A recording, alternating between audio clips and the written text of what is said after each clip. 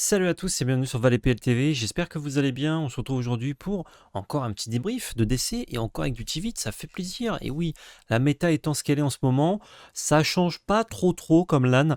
Il y a beaucoup de tournois hors France, Philippines, Chine, Brésil, Canada je crois, avoir vu même sur les reports. Il y a un petit peu de trucs en France quand même, mais c'est vrai que c'est pas la pleine saison l'été, de toute façon pour le Magic. Donc la méta elle évolue pas énormément. Comme prévu, Raffine, qui est un peu en déclin, qui a perdu 3-4% de part de marché, j'ose dire. En même temps, vu qu'il y a eu 2 cartes et demie qui ont été bannes du deck, ça fait pas plaisir. Yoshimaru, par contre, malgré une carte bannie, qui lui revient un peu plus sur le devant de la scène avec à peu près 9% de représentation sur le dernier mois, les derniers 2 mois. Dans le dernier mois, je crois. Donc étonnant, je pensais que Control, qui était déjà pas trop mal représenté, allait être un peu plus sur le devant de la scène, même si quand on voit les pourcentages, c'est quand même Aggro qui domine, mais dans Aggro, il y a beaucoup de cartes qui étaient... il y a beaucoup de decks, pardon, différents, donc forcément ça fait grimper le pourcentage plus facilement comparé à Control qui a beaucoup moins de représentants. Aragorn, Jeskai, qui est d'ailleurs, à ma surprise, pas mal joué, hors France surtout. Bon, pourquoi pas. Le deck est pas mauvais en soi, hein, mais je pense que c'est pas le meilleur actuellement. Il aura son heure de gloire peut-être plus tard, mais selon moi, c'est quand même pas le meilleur bail, surtout si on veut jouer contrôle. Euh, c'est un peu compliqué, quoi. Du coup, on joue Tivit parce que j'aime bien les couleurs, hein, vous l'aurez compris. Hein, je joue Esper un peu partout, même si j'aime bien tout jouer à Magic. Mais c'est vrai que Esper, ça me parle particulièrement. Tournoi avec 22 joueurs, donc 5 rondes. Euh, Tournoi assez gros, donc ça fait plaisir. Big up à l'Immaterium, à Toulon, qui nous accueille pour faire ces tournois, et à l'assaut Fight Club Toulon-Var, qui organise depuis longtemps ces tournois. Duel Commander et autres formats qui font plaisir, évidemment. D'ailleurs, il y avait un stream du tournoi. Donc je vais voir si jamais j'ai confirmation qu'il y a des streams à chaque fois. Je vous préviendrai à l'avance et tout. Euh, et si je passe en feature, voilà, je vous mets le petit tweet, etc. Et ça fait plaisir. Enfin, même si je passe pas en feature, je vous mets le petit tweet. Mais voilà, pour ceux qui veulent peut-être suivre ça, c'est souvent le vendredi soir. Là, c'était le samedi exceptionnellement. Mais c'est plus souvent le vendredi soir. Pour ceux qui veulent voir. Donc, Tivit, Esper Control, Classico, les modifs sur la liste en échevé, oui. Attendez, il y a un cercle qui tourne par contre, ça m'emmerde. Hop, c'est bon, ça tourne plus. Hop, je sais pas si vous le voyez, moi je le voyais en tout cas. Modif, une seule, Temple de la fausse divinité qui dégage au profit d'une île. Une île normale et une île enneigée qu'on a ici. Pourquoi on split les deux? C'est parce qu'on jetait une tête pacte, donc on ne doit pas avoir de carte qui possède le même nom. Pourquoi j'ai cuté Temple de la fausse divinité? Parce que j'aimais pas le côté. On joue que entre guillemets 42 landes. Prendre des contrôles, on aurait peut-être envie de monter limite à 43. Temple de la fausse divinité joue un petit peu ce rôle de double land, sauf qu'en fait, quand tu l'as au bon moment, c'est un double land. Quand tu l'as pas au bon moment, c'est comme si tu en jouais 41 et que tu avais une sleeve vide. Et bon, c'est le prix à payer en même temps pour un land qui fait 2 mana sans trop de restrictions, on va dire. Sauf que j'aimais pas le fait de voir mulligan à cause de ça des fois. Si c'était une carte active, si c'était un land, un autre land, si c'était n'importe quoi d'autre, ça aurait toujours été mieux sur des mains de départ. C'est un land que tu as envie de piocher en fait plus tard dans la partie, notamment au tour 5. Ça te permet de jouer vite alors que ton adversaire s'y attendait pas. Mais du coup, pour ces raisons-là, j'ai préféré le cutter et mettre mon île. Et du coup, ça me donne un peu plus de chance aussi de piocher un basique pour passer outre Blood Moon.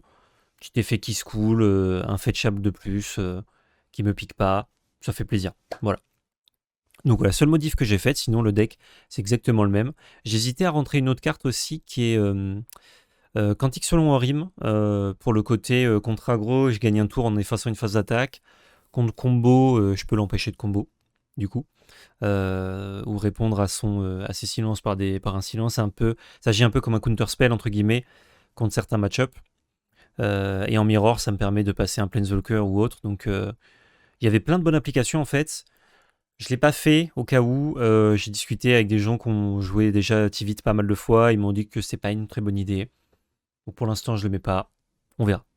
Et merci beaucoup à Verkin le traître pour l'année de sub. Voilà, voilà. Alors, les rondes. Ronde 1, on affronte Aragorn Tempo. Hop, que je vais montrer là. Ça, c'est moi en token. Aragorn. Ah oui, mais il y en a 2000. Celui-là. Donc, je vous montre pas forcément la decklist. Hein. Je l'ai pas sous la main, mais je vous montre au moins le général. Aragorn, du coup, Tempo, c'est un peu le plan de jeu raffine, mais un peu plus midrange. On va jouer les bonnes cartes, en fait, en Jeskai, avec un peu de contre, des anti-bêtes, les bons anti-bêtes blancs, un peu de blast rouge, des contres bleus.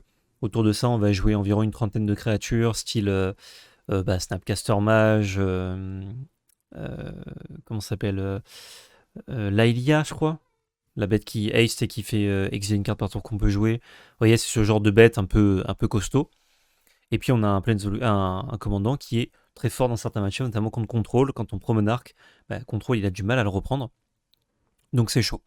Malheureusement pour mon adversaire, ou heureusement pour moi, il fait un double mulligan. Un deck tempo avec un général comme ça qui met le monarque en jeu, c'est pas forcément ce qui fait le plus kiffer. Mais comme il coûte 4, Aragorn, c'est quand même pas trop dur pour moi de le contrer. Du coup, il fait double mulligan à 5, à la 1 à la 2. Et moi, je garde des mains qui sont vraiment pas dégueu. Je suis pas trop inquiété. J'arrive à jouer vite et ensuite à lui mettre la pression. Et du coup m'en sortir. Et en plus, il galère un peu excellent. Hein, forcément, quand t'as un mulligan à 5, tu peux pas tout avoir. Il jouait un petit peu. J'ai demandé après. Il jouait pas assez de landes, je pense, parce que il jouait 38 landes. Je sais pas si je jouais beaucoup de cantrip ou quoi, mais moi je jouais 40 landes avec Raffine, qui avait un CCM moins élevé sur le deck et un commando qui coûtait 3. Donc lui avec un commando qui coûte 4, un CCM un peu plus élevé, je pense qu'il aurait dû viser 41 landes au moins, à voir la répartition de sa curve, mais au moins 40 landes c'est sûr, voire 41 pour trouver ses land drops, c'est assez important, surtout pour pouvoir recasser son général, parce que même s'il est géré, même s'il perd le monarque, il faut pouvoir le recasser pour le reprendre.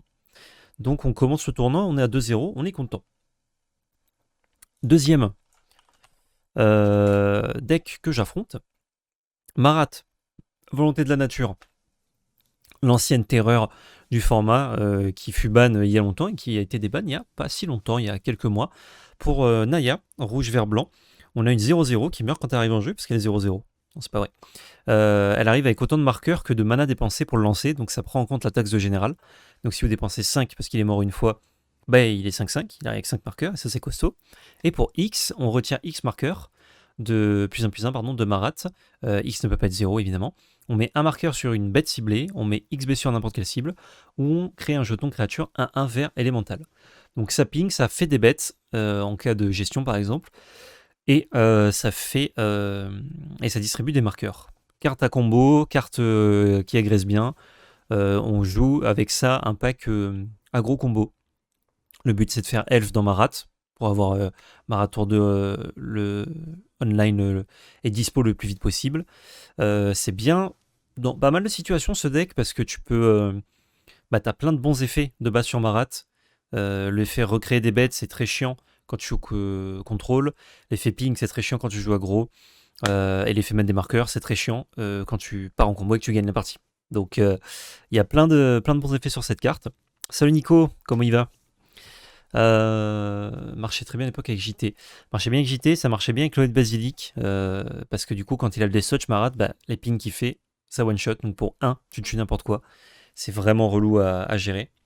T'es obligé de faire des tricks un peu bizarres pour le virer, puis après il remet du board. Mais vu qu'il revient tout le temps de plus en plus gros, c'est pas évident. Donc ce Marat, on l'affronte ronde 2, on est à 1-0. Qu'est-ce qu'il me fait à la une? Il me fait une très bonne sortie. Déjà, il trouve Pince Crâne à la main. Je suis obligé de contrer, parce que Pince Crâne avec Marat, ça fait des dingueries. Pour 1, il fait une 1-1. Pour 1, il équipe, il pioche 2. Donc pour 2, il pioche 2, jusqu'à ce que mort s'en suive. Puisqu'après, quand Marat meurt, soit il remet des marqueurs, enfin avant qu'il meure, soit il remet des marqueurs, soit quand il meurt, il le recasse, il le de marqueurs. C'est hyper chiant. Et du coup, je suis obligé de contrer ça. Il a l'occasion derrière de faire un autre play qui est, je crois, si je dis pas de bêtises, Chord of Calling. Donc moi, je suis en mulligan, je galère un petit peu. Il a un petit peu de board, mais ça va. Chord of Calling sur Magus. Magus of the Moon, donc Blood Moon en gros, mais en créature.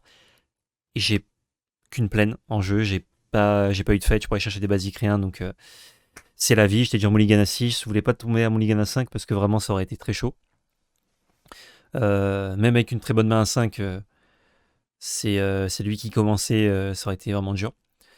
Donc rip. Parce que déjà en mulligan à 6, j'avais quasiment plus de cartes quand il me fait ça, donc c'était rude. Donc bonne sortie de sa part. Deuxième game, il fait encore une bonne sortie, mais je suis pas trop mal dans la gestion début. Il a Stoneforge Mystique qui va lui chercher Pince Crâne. C'est une des meilleures cartes dans le match-up, donc je suis très content de me le prendre de game d'affilée. Mais bon, là il le tuto. C'est pire que Men in Black ici, 10 minutes avant de pouvoir dire bonjour. Ah bon? Il y a un truc qui bloque les messages? Ah, ça doit être une ancienne fonction contre les bots The Relix Brain. Faudra qu'on modifie ça. Salut à toi en tout cas. Pardon, je suis interrompu en pleine explication. Donc il me tuto Pince Crâne, qui va en plus pouvoir mettre en jeu directement avec Stoneforge, potentiellement que je puisse pas le contrer. Mais je top deck une messe noire sur mon tour 4. Qu'est-ce que ça veut dire messe noire au tour 4 d'Antivite? Ça me fait 3 mana noirs, et il me reste 3 mana, donc je joue Tivite tour 4. Et ça, l'adversaire, il tourne jamais autour. Tu peux pas tourner autour de ça. Et du coup, quand tu fais Tivite tour 4, tu fais 2 trésors, t'as de quoi faire anti-bet ou contre. Derrière, t'es Gucci. Moi, j'avais un Memory Lapse, je crois, pour pas me prendre une dinguerie. Et surtout, j'ai des trésors, donc maintenant, s'il me fait Blood Moon Magus, j'ai mes trésors pour payer un spell. Je vais attaquer Activite pour faire un spell. Enfin, refaire des trésors et recaster mes spells. Je suis Gucci. Donc, je fais ça. J'attaque avec Tivite, tour suivant. Et comme il commence à avoir un peu de board, il a joué Marat, il prépare des trucs. Je peux potentiellement mourir sur combo quand même. Donc, je décide de Vras et de tuer mon Tivite, mais c'est pas grave, j'ai plein de trésors, j'ai du mana. Donc je reset le board. Après, je recaste Tivite et je l'aggro. De toute façon, il faut que 3 coups en général pour tuer avec Tivite, donc ça marche bien. Et je gagne la 2 grâce à ça. Le reste de sa sortie était un peu molle, mais le début était quand même un peu patate. Game 3 du coup. On est parti. Il me joue Domrerad à 3. Je peux vous le montrer. Celui-ci, un anarchiste de Bolas. Et en fait, il me le joue tour 3. Et je décide de le reprive, donc de le renvoyer dans sa main. Sachant que j'aurais pu le force spike pour le contrer définitivement. Mais j'avais envie d'améliorer un peu ma main. C'était un contre-tempo. Il avait pas de board, il avait juste une merde des runes avec laquelle il pouvait pas attaquer. Donc je me dis, tant pis. Et en fait, dans ma tête, j'ai brain fart, comme on dit. Je me suis emmêlé les pinceaux. Je me rappelais que ce Planeswalker empêchait les spells d'être contrecarrés, les créatures. Donc c'est très fort contre moi. En plus, j'avais que des contre en main. Sauf que dans ma tête, le Domri qui faisait ça, c'était son passif. Et du coup, quand je vois passif, je regarde la carte de l'autre côté du board, je vois passif, les créatures en +1/+0, je me dis, ah, c'est pas lui. Je confonds toujours en fait celui-là et celui à 4.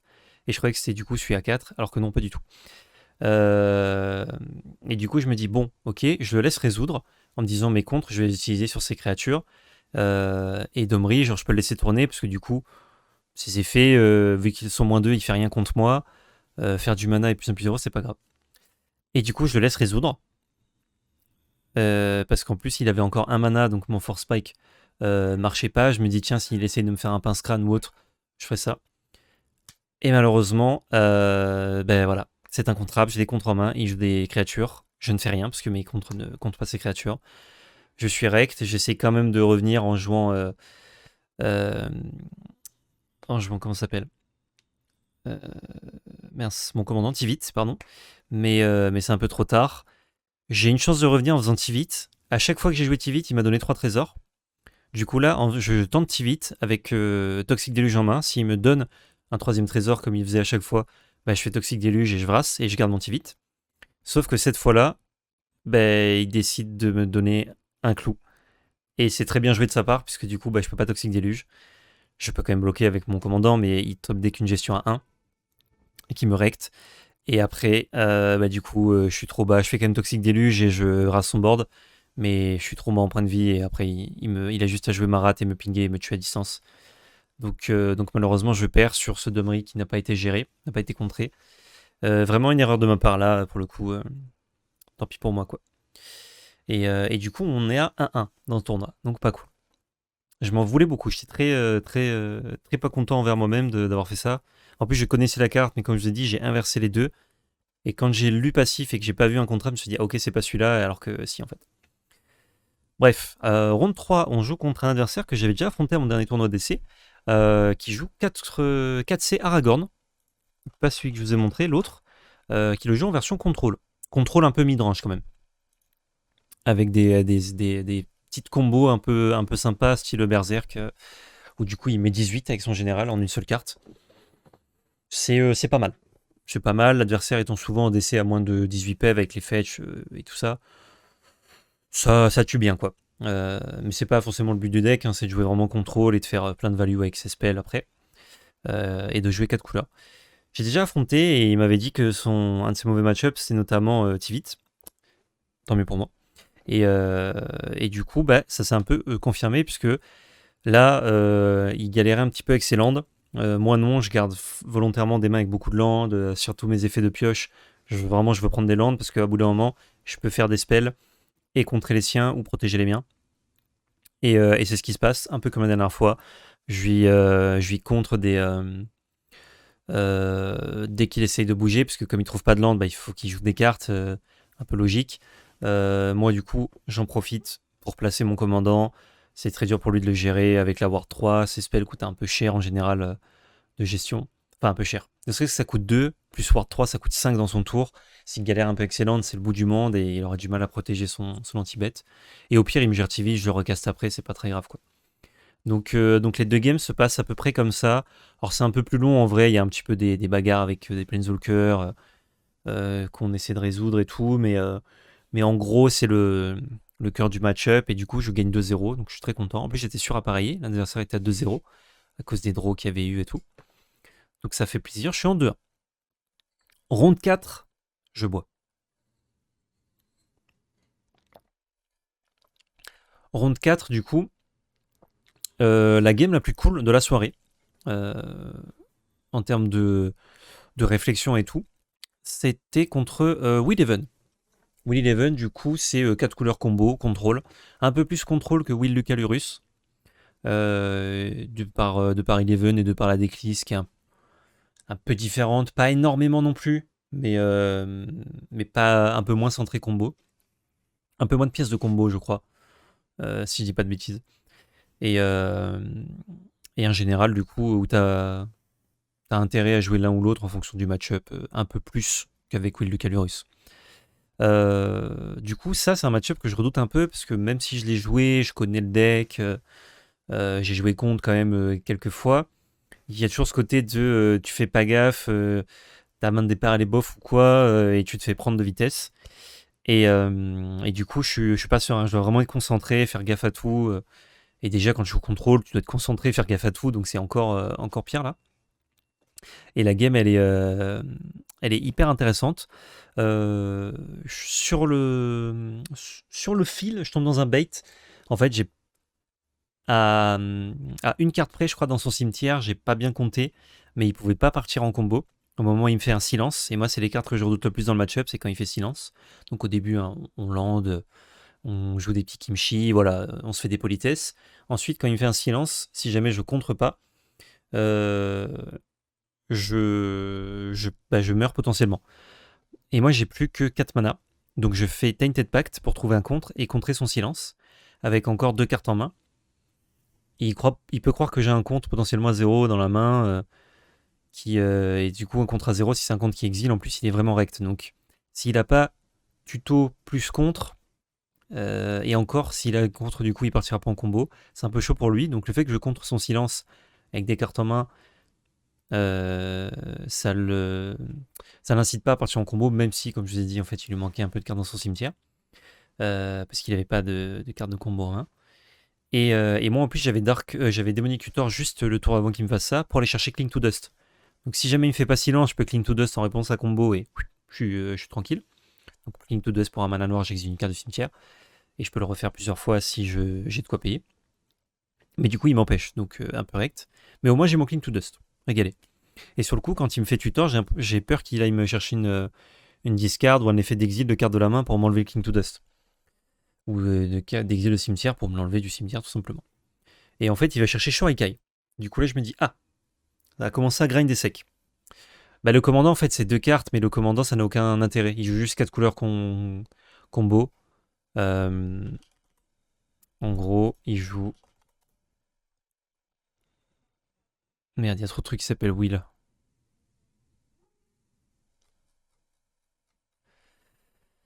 Attendez.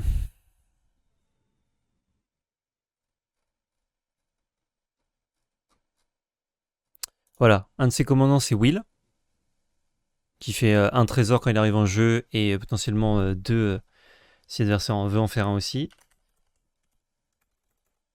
Et l'autre, c'est ça. Mais en fait, c'est juste des créatures avec des effets sympas. Le but, c'est d'avoir accès à 2 trucs et de combos, quoi.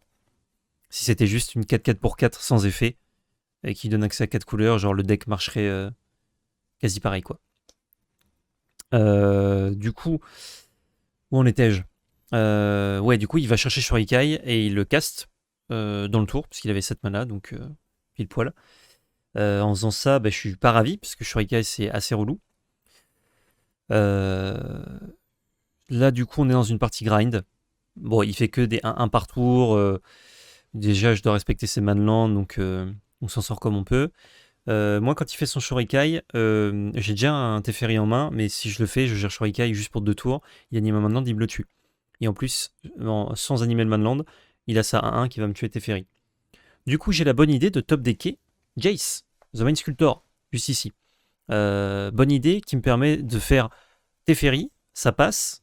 Ok, Jace, non pas toi Siri. Jace, je boon son token, j'ai 2 Planeswalkers sur table, j'ai géré son Shurikai, et en plus il est full tap à ce moment-là, il me semble, où il lui reste 1 mana je crois. Du coup, ça passe nickel. Et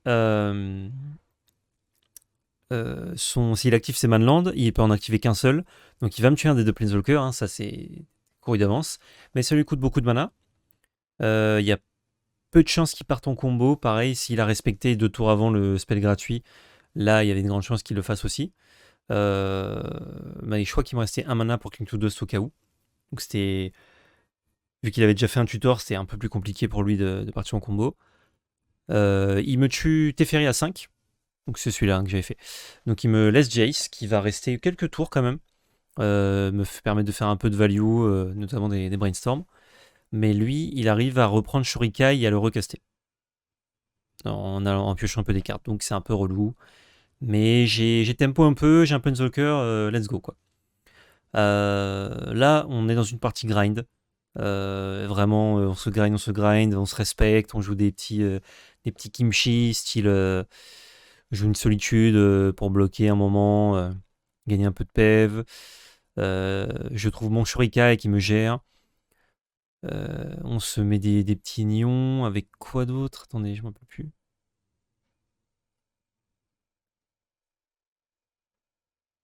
Ah oui, des belles full streaks notamment de chaque côté pour bloquer évidemment avec le Death Touch.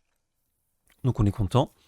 Je gère ces pièces de combo petit à petit avec mon Cling to Dust. Quand je peux, j'enlève Brain Freeze, j'enlève Démonic Tutor, ce genre de trucs comme ça. Le plan combo, petit à petit, ça dégage. Entre temps, je tutor. Je reprends Démonic Tutor avec Mystic Sanctuary. Là. Je remets au-dessus de ma bibliothèque et je pioche. En faisant ça, je vais caster la deuxième carte clé du match-up. Donc la première, c'est Cling to Dust. La deuxième, c'est Emrakul. C'est pour ça que je veux Emrakul dans ma liste, d'ailleurs. C'est contre ce match-up-là. C'est bien contre plein de decks, mais contre ce match-up-là, c'est très fort parce qu'il a beaucoup de mal à gérer. Et je peux potentiellement le tuer lui-même avec l'effet d'Emrakul du cast. Donc c'est cool. Je caste Emrakul. Je prends son tour, mais j'ai pas grand-chose à faire. Je lui fetch dans le vent. Je lui tue un manland. Pour justement me débloquer le passage avec Emrakul. Il est à 12 points de vie, donc il y a une grande chance que le tour d'après, j'attaque avec Emrakul, il est mort. Il n'a pas de quoi le gérer, donc il a un seul top deck et une activation de... Enfin, il a 3 cartes potentiellement, puisqu'il a une activation de Shurikai. Mais il a le bon goût de, sans activer Shurikai, piocher une de ces gestions qui est les line binding et qui du coup m'exile les Miracules. Donc j'étais refait. Comme ça, le moment où je peux le tuer potentiellement, c'est non. Donc vraiment très déçu. Là, on est sur la partie ensuite miroir de Shurikai, voilà, comme je vous disais, tac tac tac. Je trouve, au bout d'un moment, Vindicate, les bibliothèques sont pas très épaisses, hein. Je trouve Vindicate pour libérer Miracle. Hop, donc il n'y a pas le T, enfin c'est pas un ETB, c'est au cast, donc j'ai juste une 13-13 protection contre les instants de Flight Trample, ce qui devrait suffire, il est toujours à 10 ou 12 HP. Donc je me dis, ok, parfait. Là, j'ai des contres en backup, il faut pas qu'il... j'ai Dovin's Veto en plus, il faut pas qu'il arrive à résoudre une combo ou quoi. Moi je suis à 9 PF, je crois. Il me fait, quand je joue Miracle, Breach. Breach, il a foudre au cimetière, il a des tutors aussi, il a encore le tutor à 2 Tainted Pack, donc là je prends un peu peur, je sais que je peux potentiellement mourir, il peut recaster la Line Binding aussi, donc regérer Miracle. Donc là je fais Dovin's Veto sur Breach, incontrable, donc à moins qu'il ait Reprive, et encore j'ai le mana je crois pour le recaster, normalement c'est bon. J'ai un petit mana dim au cas où il soit juste en mana pour le contrer. Je contre son Breach du coup. Il essaye de répondre, de piocher des cartes en réponse. Il veut exiler mon Cling to Dust. Avec mon Cling to Dust, j'exile sa foudre du cimetière pour pas. Enfin, sur les line binding, je crois. Oui, sur les line binding, parce que sa foudre, je l'avais déjà exilé, pardon, le tour d'avant. Donc. Ah non, le même tour, j'avais énormément de mana, ça, j'ai beaucoup de trésors. Donc j'ai exilé 2 cartes, je crois, dans le même tour, pour qu'il puisse pas me gérer ou me combo normalement la tête, parce que sinon il pouvait faire foudre plein de fois dans ma tête et j'étais mort. Le Breach est contré. Désolé si je suis un petit peu confus dans l'explication, mais je dois me remémorer de l'ordre de la game aussi. Il creuse, il fait une intuition, mais malheureusement, il peut pas me proposer 3 cartes qui gèrent Miracle. Il m'en propose que une qui le gère, une qui le fait survivre et une qui ne fait rien. Donc je lui donne la carte qui fait rien. Et entre-temps, je crois qu'il pioche Vras, mais il a plus de mana pour la jouer. Donc il peut pas gérer mes bêtes. Et je l'attaque avec Miracle. Let's go. Et là, du coup, on est à 3-1. Donc, j'affronte en dernière ronde un joueur qui est à 4-0, le seul joueur. Et il joue Tivit. Donc, Mirror de contrôle. Mirror de contrôle qui s'est joué un petit peu à la sortie. Je pioche notamment 2 fois Teferi à 3 que je peux caler, donc forcément, en Mirror de contrôle, c'est très fort. Et j'ai fait un plan assez sympa à la une, à base de Popo, à base de Vindicate. Il loupe un land drop, du coup, j'en profite, je le Vindicate, je lui casse un land. Même s'il me contre, c'est pas grave, mais il ne le contre pas. Bim, je casse un land. Il continue à piocher des lands. Je peux reprendre Vindicate avec Mystic Sanctuary encore, je crois. Je sais plus avec quoi je reprends ici. Je crois que c'est avec ça. Du coup, je revindicate un land, je lui casse 2 lands. Même si c'est lui qui avait gagné le toss, du coup, je reprends la tempo grave. Et chaque fois qu'il loupe des land drops et ou moi, non, ça me permet de caster des spells, caster mon général sans être trop puni. Et du coup, je suis Gucci. Je gagne la 1 et la 2, un petit peu pareil, je trouve Vindicate, mais un peu plus tard dans la game, je lui casse un land pour l'empêcher surtout de résoudre des spells comme Tivit ou un méchant Planeswalker qui voudrait slam. Et du coup, je m'en sors bien comme ça. Je fais une petite erreur sur la rançon de Sauron. C'est un Factor Fiction, en gros, il me donne 4 cartes de dessus de son deck, je lui fais 2 piles, une qui voit, une qui voit pas. Il en choisit une qui prend en main, l'autre au cimetière. Et en fait, dans la pile, il y a Wash Away, Fatal Push, Edith Sheoldred, qui est ici, et Jace the Man Sculptor. Et en fait, j'ai un peu occulté la dernière ligne de Sheoldred's Edict, et du coup, je mets 3 cartes d'un côté et Jace de l'autre, en me disant il va récupérer un contre, mais qui coûte 3, donc dans le match-up, c'est pas le meilleur, et 2 anti-bêtes qui servent à rien. Sachant que j'avais déjà 2 bêtes sur le board, donc pour me faire sacrifier, c'était plus chiant. Sauf qu'en fait, comme j'ai un Planeswalker dans la main, le CC de l'année, un petit peu. Il prend les 3 cartes. Bon, au moins, il a pas de Jace. Et Sheoldred Zedic, du coup, en fait, va me faire sacrifier un Planeswalker. Donc, il faut que je le fasse d'abord craquer sur une créature. Mais au final, j'attends juste d'avoir un contre pour protéger mon Planeswalker, quoi. Donc, ça m'a demandé de jouer un peu mieux pour rattraper mon erreur. Mais en vrai, les piles étaient un petit peu chiantes à faire. J'aurais... Je pense que j'aurais dû faire Wash Away, Fatal Push, pour qu'il prenne cette pile-là. Alors, c'était dur à faire, parce que... Ou alors Jace Fatal Push. J'aurais dû mettre Jace Fatal Push, il aurait sûrement pris ça, contrairement à l'autre. Ah, c'est dur. Après, ça dépend de la psychologie du joueur, quoi. Si je prends les deux autres, t'es mal, ouais. En vrai, je crois que il m'a proposé 4 cartes solides. Et c'était un petit peu... Enfin, sauf Fatal Push.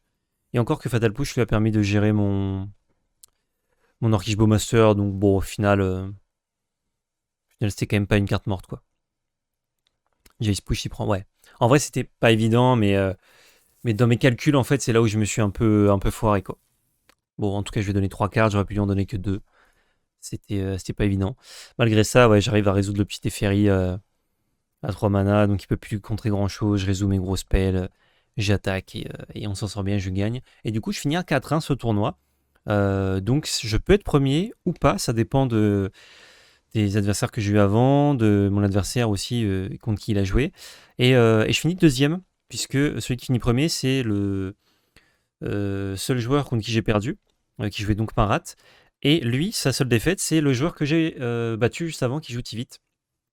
Donc on a un trio de tête où chacun la défaite des uns, on est 3 à 4-1. Et chacun la défaite de l'un, bah, c'est un des joueurs du top 3. Bah, c'est la fin de ce débrief du coup. Je vous laisse. On se retrouve très prochainement en vidéo ou en live si vous voulez passer. Lien dans la description. Pouce bleu, commentaire, partage, abonnement. Et surtout n'oubliez pas, c'est de la belle magie. Merci beaucoup aux tipeurs qui soutiennent la chaîne. Si vous aussi vous souhaitez nous aider, le lien de notre page est dans la description.